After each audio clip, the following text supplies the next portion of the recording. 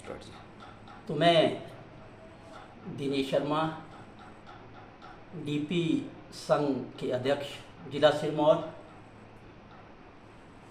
Press वार्ता के माध्यम से बताना चाहूँगा जो कल 21/7/2024 को डीपी संघ का एक नव गठित कार्यकारिणी का गठन किया गया है। उसमें चंद डीपी साथियों ने अपनी पद की लालसा में ये चुनाव करवाया है, जो कि असंवैधानिक है और नियमों के विरुद्ध है। तो मैं डीपी संघ के अध्यक्ष के नाते मैं कहना चाहूँगा, जो चुनाव प्रक्रिया है उसके लिए राज्य कार्यकारिणी चुनाव की अधिसूचना जारी करती है। उसके बाद हमारे खंड स्तर पे या स्कूल लेवल पे सदस्यता शुल्क लिया जाता है और उसके बाद खंड स्तर पर गठन किया जाता है। तत्पश्चात जिला की चुनाव की तिथि निर्धारित की जाती है।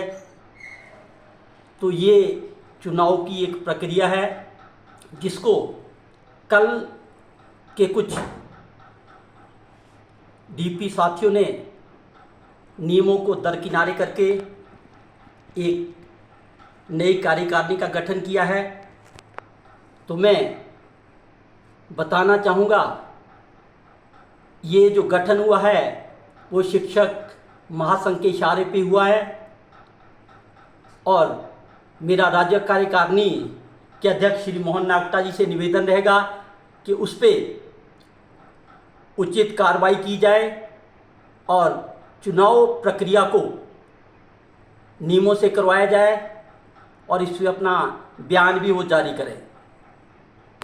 तो हमारे जो कल चुनाव प्रक्रिया हुई है उसमें जो सदस्य चुने गए हैं, पदाधिकारी चुने गए हैं, उसमें श्री बाघ सिंह जी जो वर्तमान में डीपी के पद पर संयोजक में कार्यरत है, उन्हें भी उपाध्यक्ष का पद दिया गया है। श्री बाघ सिंह जी ने इस चुनाव प्रक्रिया में भाग नहीं लिया है, वो हमारे साथ है और अपने विचार रखेंगे।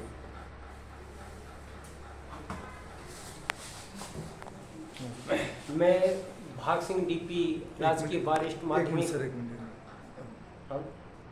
मैं भाग सिंह चौहान डीपी राजकीय वरिष्ठ माध्यमिक पाठशाला संयोजक में कार्यरत हूँ। मैं भी कल मीटिंग में नहान गया था। जो मीटिंग में मुझे बुलाया गया था तो इस वजह से बुलाया गया था कि हमने कोर्ट केस डालना है। तो हम वहाँ गए और उस मैटर पे हमारा डिस्कस हुआ और कोर्ट केस जो करना था उस पे सबकी सहमति रही। और उसके पश्चात वहाँ कुछ एक दोस्तों ने बोला कि हमने चुनाव भी कराने हैं। तो मैंने उन्हें ये भी कहा कि हमारा जो जनरल हाउस है वो पूरा नहीं है और जो इसके लिए एक प्रक्रिया होती है, प्रोसेस होता है, उसको हम आज फुलफिल नहीं कर पा रहे हैं। तो इस चुनाव को 1 महीने बाद करवाएं। वहाँ हम सारे जिला सिरमौर के डीपी भी सब उपस्थित रहेंगे और पूरा हाउस होगा तो अच्छी तरह से चुनाव भी हो जाएंगे और जो पदाधिकारी चुनकर आएंगे वो आगे का कार्यभार भी संभालेंगे, आगे की प्रक्रिया